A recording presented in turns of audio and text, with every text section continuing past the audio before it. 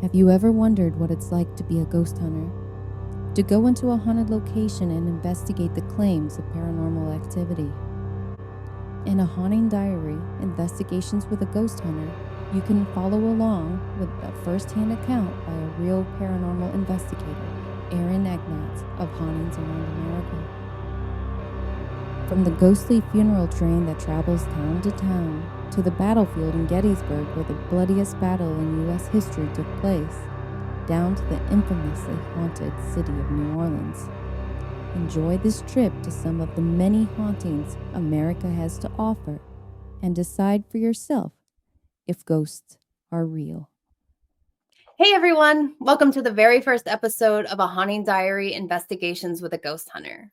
My name is Erin Egnatz, and I am the creator of Hauntings Around America, for those of you who don't know me. I travel the country, the United States that is, checking out haunted locations, and then I'll report them back to you. When I'm not out looking for ghosts, I'm at home in Indiana with my husband, my 3 kids, and a menagerie of animals consisting of dogs, cats, and one really quirky bearded dragon.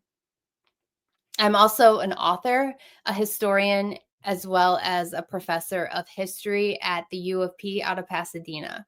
There I teach Greek and Roman civilizations, which is a very interesting topic. So if you ever go to the U of P, take that class and you'll probably have me as your professor.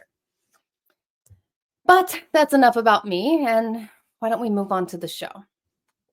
Today we're diving into a topic that's both fascinating and a little spooky: haunted Las Vegas. In this episode, we're going to talk about the Hoover Dam, I know, not technically Vegas, and the Mob Museum. Both locations I was very fortunate to check out last month, and I have to say I had a great time at both. So if you're ever out there, definitely check them out. Let's start with the Hoover Dam, though, because that is the one that I would imagine most people know about. So without further ado, the Hoover Dam. You may think that it's just a massive concrete structure that controls water and generates power, but turns out there's way more to it than that. Let's rewind a bit back to the late 1890s when the Colorado River was seen as the golden source of irrigation. This is as the U.S. was developing in the Southwest. There was this land speculator named William Beatty who built the Alamo Canal dipping into Mexico, and it ran all the way to a desolate area he called the Imperial Valley. The area allowed for settlement, but it was extremely expensive to operate, and there was a lot of catastrophic events that occurred. There was disease. It was a bad situation for everyone involved, and the settlement eventually failed. Fast forward a bit to the early 1900s when the potential for hydroelectric power caught some big names' attention. The Edison Electric Company even surveyed the river, hoping to build a rock dam. At that time, the limit for transmitting electric power was just 80 miles. So they dropped the idea, and what would eventually become the Hoover Dam was still just a dream. The Bureau of Reclamation got in on the action a few years later, tossing around ideas, and in 1922, they presented the infamous Fall Davis Report, calling for the dam on the Colorado River. They initially thought Boulder Canyon was the better location. It seemed like a more ideal spot, but it turned out to be unsuitable for what they needed. So they ended up looking at the Black Canyon instead, which turned out to be a much more ideal location. When they started construction in 1931, Vegas was a tiny town of about only 5,000 people, which, as you know, that is not the case today. It quickly filled up, though, with thousands of unemployed folks looking for work at the dam. They built these camps for the workers, like McKeeversville and Ragtown. And let me tell you, the summer heat was no joke. I don't know if you've ever been down to the desert, but my gosh, is it hot. I learned my lesson a few years back when I went down to Tombstone in Arizona. It was June, and being from Chicago, apparently I don't really understand heat. And when I got down to Tombstone, it was 125 degrees. And I was in an air-conditioned car, and I thought I was going to die. So I cannot imagine building this dam in this heat. It had to have been horrible. And I do know that some died of heat exhaustion. So it was a very treacherous build. Easy for me to say, right? By the time the dam was completed, a staggering 112 deaths were reported due to injury. There was even more due to pneumonia or other diseases, but 112 were from actual injuries from falls or whatnot on construction. According to Ghost City Tours, the Hoover Dam is supposedly, well, damned. Some say that the dam is a piece of a larger conspiracy, which directly correlates to the Antichrist. And I have to say that I'm happy that I didn't know that when I went there. I would have had at least second thoughts. There's a long-standing theory that the Hoover Dam contains references to satanic rituals and that biblical text suggests a dam's destruction will be the beginning of the end of time. So, yikes. I have to say, when I first started going into the Hoover Dam, I was not expecting that. I was expecting ghosts or whatever. I was not expecting biblical proportions. So there you go. Another conspiracy about the dam includes theories that there are bodies buried inside the concrete of the dam, leading many to believe that that's why there's so much paranormal activity in the area, which makes sense. I hope that's not the case, but you never know. Visitors have reported strange occurrences like sudden temperature drops, flickering lights, and mysterious water drips. It's enough to send shivers down your spine, possibly. Now let's talk about the ghost town of St. Thomas, Nevada. When the Hoover Dam was built, the town ended up under 60 feet of water.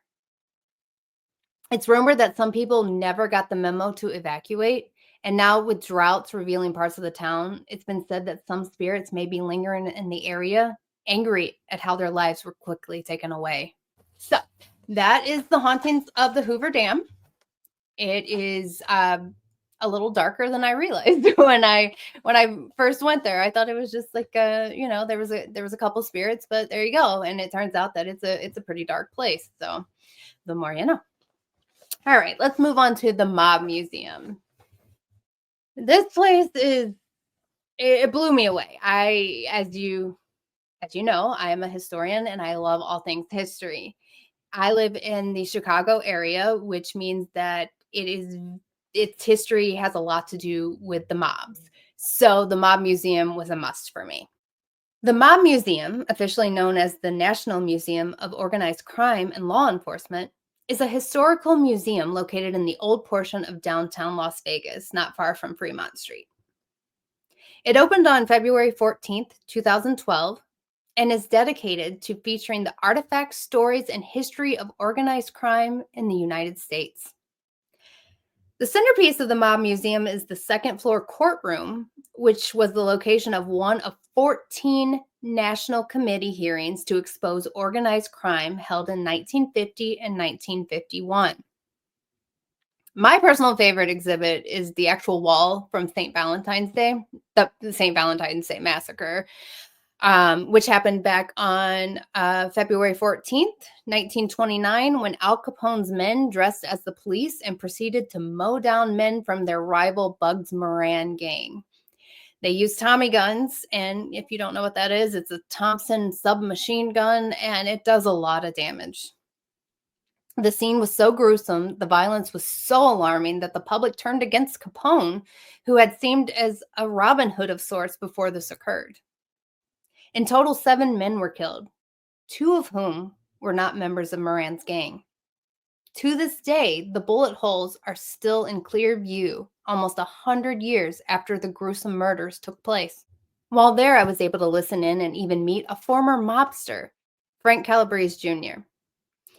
As he told his story of being in the Chicago mob with his dad and uncle during the 80s and 90s, his story was fascinating. And he explained what life was like for him. And he went on to show how he brought down the Chicago outfit. He brought down the mob. This guy is seriously brave. Listening to his story, I was completely blown away by how strong you have to be to go up, not only against the mob, but he went up against his own family. And thanks to him, they ended up in prison for the rest of their lives. And as far as I know, there's no more mob there, but I'm sure there is. But let's pretend there's not. After his presentation, I couldn't help but go and introduce myself because one, I'm from the Chicago area, and two, mobs have always fascinated me from a historian's point of view, not, from a fan's point of view. He was very nice, if not a little intimidating, just because, he was a mobster.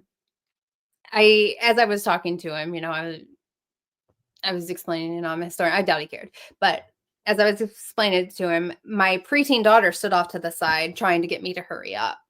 She kept kind of like rolling her eyes and whatever, and I tried to tell her, this is still, he was a mobster. Please, try to tone down the snark a bit. Now, the supposed hauntings of the mob museum. The paranormal activity associated with the mob museum itself appears to come from the violent criminals to which many of the artifacts belonged. There are reports of shadow figures, slamming doors, phantom footsteps, and even apparitions all throughout the museum. There have been reports of ghostly gunfire that have left more than one person believing they were under attack.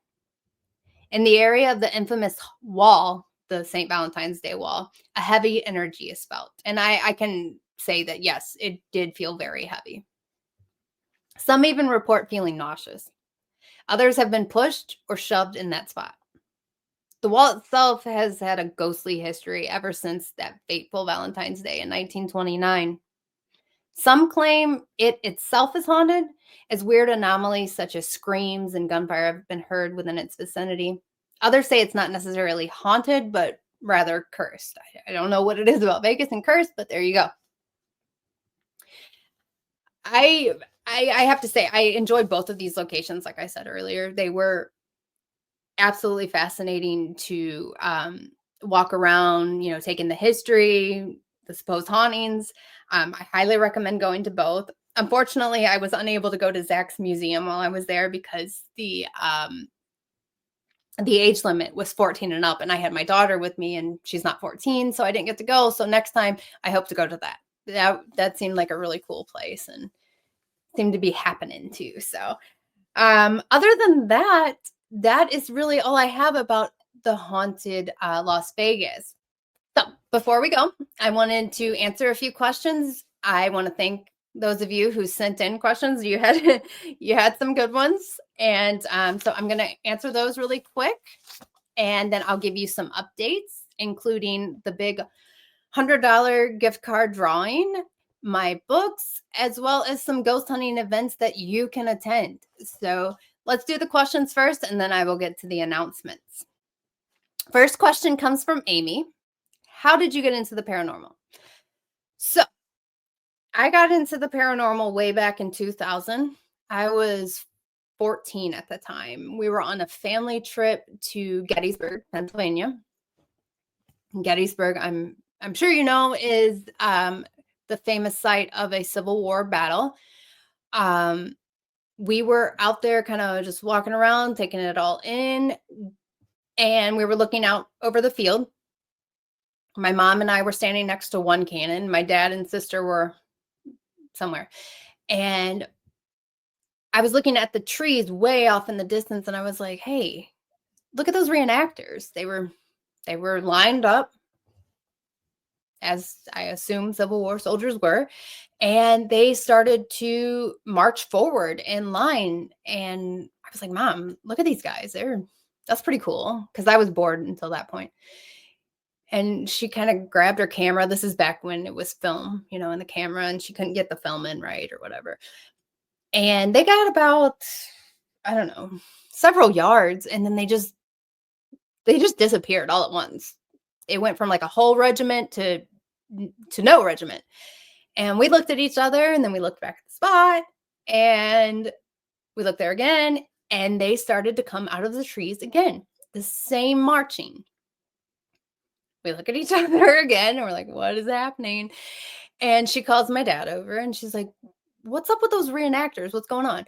And he looks up, and he kind of squints and see anyone. And my sister, she was young. She was probably 9 at the time. And she's like, I don't see anything. About to lose our minds. We thought we were on drugs or something. I don't know. But something was wrong. So now is that a residual haunting. But back then I had no idea what was happening. I thought they were crazy reenactors that somehow could disappear. I didn't know all of the ghost stories of Gettysburg at that time. I actually knew nothing more than it was a civil war battlefield. This one is from Disc. I doubt that's the real name. Who is your least favorite ghost hunter? Ah, I'm not going to answer that one. But do I have a least favorite? Not really. No. Not really. I don't. But it's a funny question. Thank you. He does have a second question. What is your biggest pet peeve in ghost hunting? I do have an answer for that one. My biggest pet peeve when it comes to ghost hunting is when other people try to tell others how to ghost hunt. There's like no right or wrong way to do it. I mean, don't antagonize the ghost. That's not nice. That's bullying. But other than that, um, everyone has their own methods. Everyone goes about it their own way. Some people want to do social media investigations where they have their phone with them the whole time. That's fine. Whatever. Some people want to say, hey, that's an orb. And others will say, no, that's not. You're not a real ghost hunter, whatever. Don't tell other people how to do it. Just because they're not doing it your way, that doesn't mean that it's wrong. You know what I mean? So that's my biggest pet peeve. I just think that everyone should be able to do what they want to do. I mean, everyone has their own method, right? It's ghost hunting. No, don't gatekeep it. So that's one I don't like. Thank you for your question. Next question. Did you have any mentors in the ghost hunting community? Yes, I did. Well, sort of. In high school, I had a teacher, a history teacher, who was also part of the Indiana Ghost Trackers. And he would tie in history and ghosts together. Like kind of like I do. And maybe that's where I got it from. For instance, like I said, we live in the Chicago area. There's a lot of mob stuff. There was a specific location called Widow McClurry's that was tied to Al Capone, and he would tie in Al Capone with the hauntings, and it would make it really interesting, and everyone would stay intrigued with what he had to say. I even got to go on a field trip once, and it was ghost hunting. It was like a Saturday field trip, but the school allowed it. You just had to pay extra. Your parents had to pay, sign the thing saying, yeah, it's okay. And we went to all of these places in Chicago that are rumored to be haunted. And that was when I first got to do EVP. That's when I first got, which is electronic voice phenomena. For those who don't know, that's where you see the people asking questions and waiting for the answers. That's what EVP is. So I got to learn some of the tricks of the trade, and that kind of just set me off. So yeah, it was a high school history teacher. So I owe it all to him. I doubt he remembers me, but he made a big impression on me. Let's see. What other questions do we have? Have you ever been to a location and ended up disappointed? Yes. Yes, I have.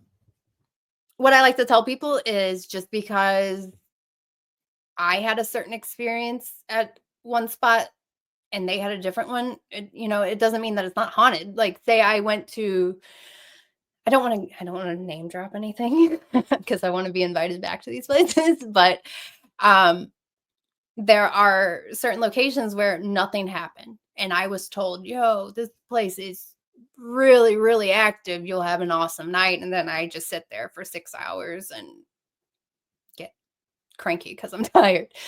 But that doesn't mean it's not haunted. It's just, it was disappointing for me.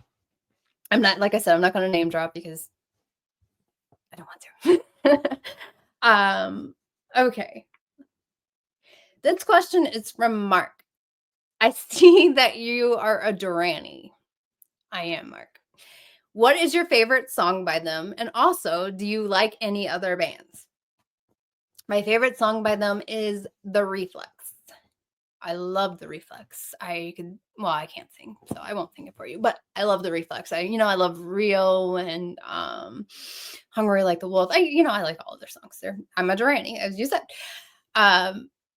That's actually one of the reasons we were out in Vegas. We actually saw them, and I will add a clip here so you can see.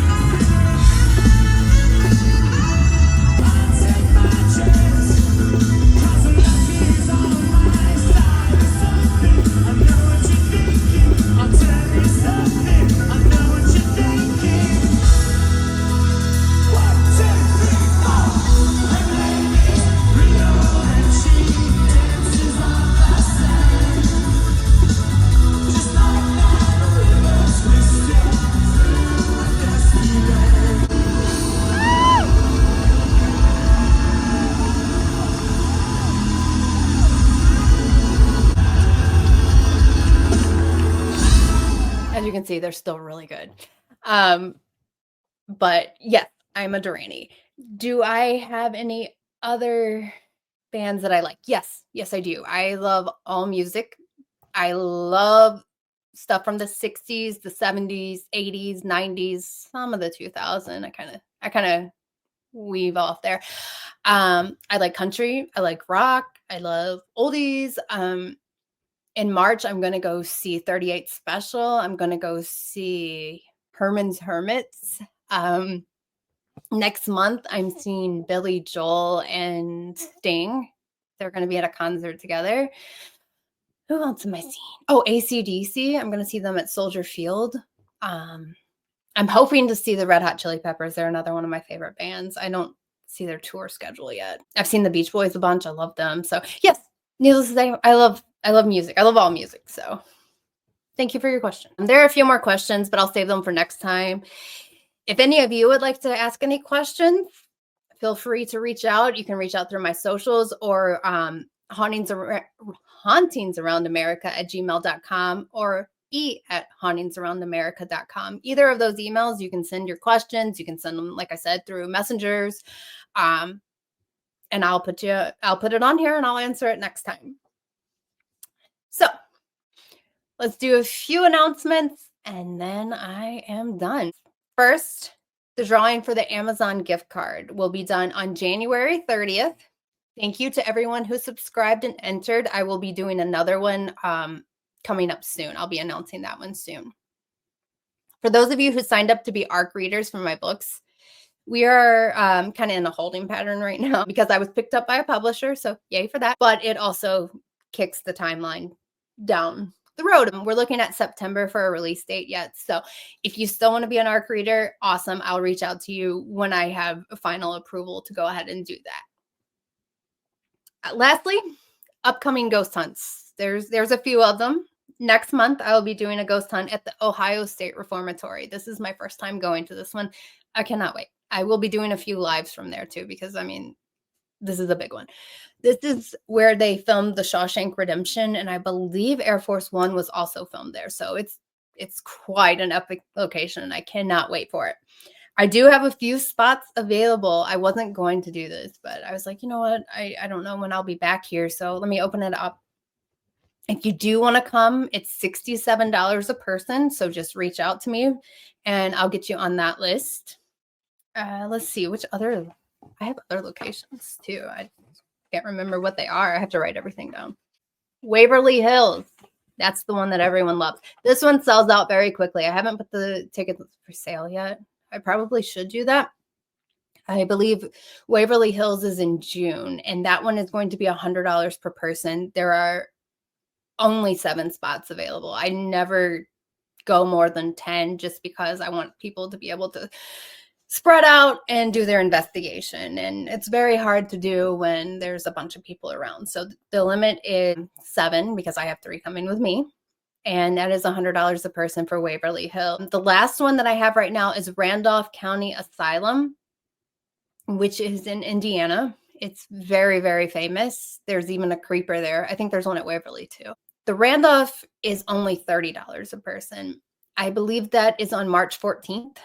I'll have to double check. But if you would like to do that one, reach out to me. Like I said, $30. And I think I only have 8 spots for that one. So yeah, that's pretty much it. So thank you for following along. I enjoyed this and I cannot wait to do it again. Episode 2 will be out next week.